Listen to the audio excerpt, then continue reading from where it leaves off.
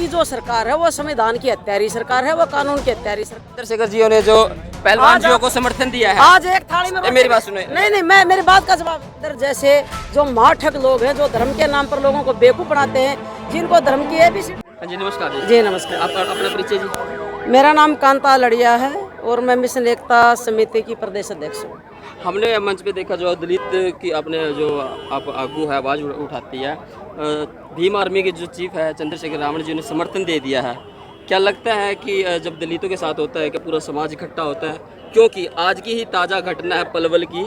पलवल में है जो अम्बेडकर की जो डॉक्टर भीम साहब अम्बेडकर की जो लाइब्रेरी है वो जाटों ने है जो तोड़फोड़ कर दी है। देखिए, ये लड़ाई जातिवाद और धर्म की नहीं है। ये आज जो हम लड़ाई लड़ रहे हैं व्यवस्था परिवर्तन की है और सदियों से व्यवस्था ऐसी बनाई गई है कि हमारे भाईचारे को तोड़ने के लिए हमारे अंदर जाति का जहर भर दिया, धर्म का जहर भर दिया। और आज जो सरकार है उसका मुखौटा जो है ना, वो आप देख रहे हैं कि धर्म के नाम पर, जाति के नाम पर भाई भाई को भिड़ाया जा रहा है। बात जाट की और दलित की नहीं है, बात यहाँ ऊंची और नीचे की बात आती है कि एक इतनी खाई गहरी खाई हमारे अंदर गरीबी और अमीरी की आ गई है कि वो हम जात पात को नाम दे देते हैं। आज भाई भाई का भी झगड़ा होता है, भाई भाई के घर भी तोड़ देते हैं, होता है नहीं होता है? तो उसमें क्यों नहीं कहते? लड़ाइयाँ तो हमारी भाईचारे में चलती रहेंगी, लेकिन हम एक बहुत बड़ी लड़ाई की बात कर रहे हैं आज यहाँ, व्यवस्था परिवर्तन की। जब आर्थिक रूप से जब हम आज़ाद हो जाएंगे, आर्थिक रूप से सक्षम हो जाएंगे, तो जाति कहाँ बचेगी?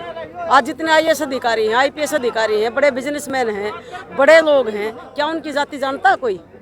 क्या एक दलित समाज का अधिकारी दलित को देख के खुश होता है, काम करता उसका? क्या दलित मंत्री बैठे हैं वो दलितों के काम करते हैं? वो पार्टी के मुखौटे हैं। इसलिए हम यहाँ जातिवाद का नाम नहीं दे सकते, व्यवस्था की बात कीजिए। हाँ जी, जैसे एक महीने से ऊपर दिन हो गया है, महिला पहलवानों का साक्षी मलिक है, विनेश फोगाट है, बजरंग पुनिया है, पॉक्सो एक्ट में है जो ब्रिजभूषण सर पे है FIR होगी, 2 धाराओं में FIR है, गिरफ्तारी नहीं हुई है। गिरफ्तारी क्यों नहीं हुई है? उसका एक मोटा सा कारण है। मैं तो 37 साल से व्यवस्था की लड़ाई लड़ रही हूँ कि परिवर्तन आए, लेकिन लोग अब जागरूक होना शुरू हो गए। उसका एक ही मुख्य कारण है कि हमारे देश में संविधान का नाम लिया जाता है, संविधान को धरातल के ऊपर लागू नहीं किया जाता। आज की जो सरकार है वो संविधान की हत्यारी सरकार है, वो कानून की हत्यारी सरकार है।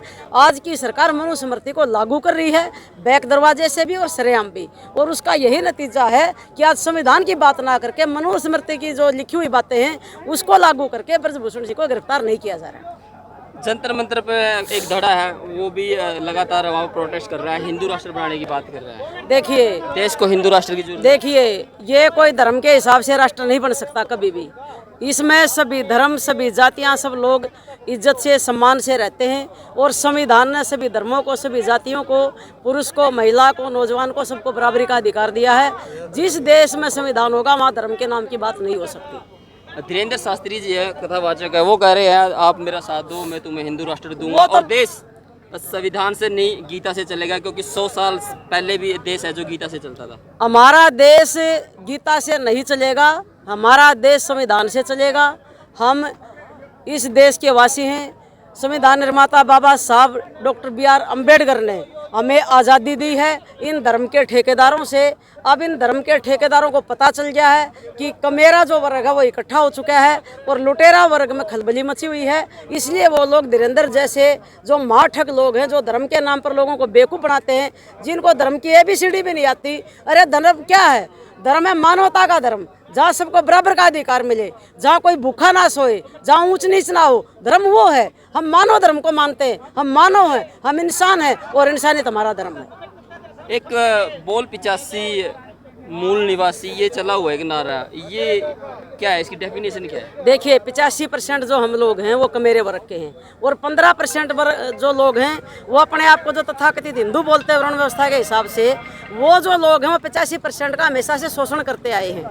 लेकिन संविधान आने के बाद 85% के जो हमारे बच्चे हैं, नौजवान हैं, वो पढ़ लिख के समझ गए कि व्यवस्था क्या है और 85% जो है वो इकट्ठा होना शुरू हो गया है। इसलिए 15% लुटेरे वर्ग में खलबली मची हुई है।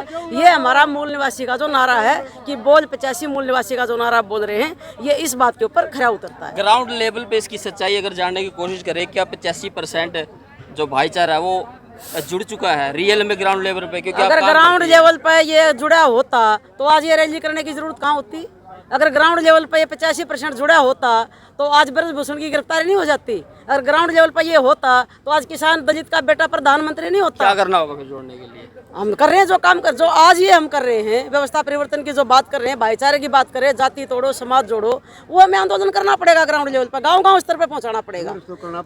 मंच के ऊपर बोलने से नहीं जुड़ेगा ये गांव-गांव में, घर-घर में घुस के, गली-गली में घुस के तैयारी करनी पड़ेगी। आज भी ऐसे घर हैं, ऐसे गांव हैं जहां पर जो SC ST OBC को नीचा दिखाया जाता है, उनके सिर पे चप्पल रखवाई जाती है। आज भी है ये प्रथा, दूर बैठा के चाय पिलाई जाती है। ये प्रथा और आप भाईचारे की बात कर रहे हैं। देखिए ये प्रथा आज से नहीं है, ये प्रथा सदियों से चली आ रही है। मैं कह रहा हूँ आज भी है ये चीज़। आज भी है, लेकिन संविधान को मानने वाले लोग उसको नहीं चलने देते, उसका विरोध भी करते हैं, आंदोलन भी करते हैं और जागरूक समाज हो रहा है। अब कितनी बदलाव आ गया लोगों में। आज सब एक थाली में रोटी भी खाते, वो भी दिखाओ। चंद्रशेखर जी ने जो पहलवान जियों को समर्थन दिया है, आज एक थाली में मेरी बात सुनो। नहीं, मैं मेरी बात का जवाब लीजिए पहले। आज एक थाली में जाट और दलित इकट्ठी रोटी भी खाते हो, हुक्का भी पीते हो, उसका वो क्यों नहीं करते आप प्रचार? वो भी प्रचार कीजिए। आप नेगेटिव का ही प्रचार क्यों करते हो? भाई भाई का भी झगड़ा होता है, बताइए। भाई भाई को मार देता है, आप बताइए वहाँ जातिवाद कहाँ से आएगा? ये इस चीज़ को क्लियर करने के लिए, सदियों की जो बीमारी है उसका इलाज करने के लिए टाइम लगेगा और वो टाइम अब आ गया है। बाबा साहब ने कहा था कि बहुजनों इकट्ठे हो जाओ, 21वीं सदी तुम्हारी है, और वो आगाज हो चुका है।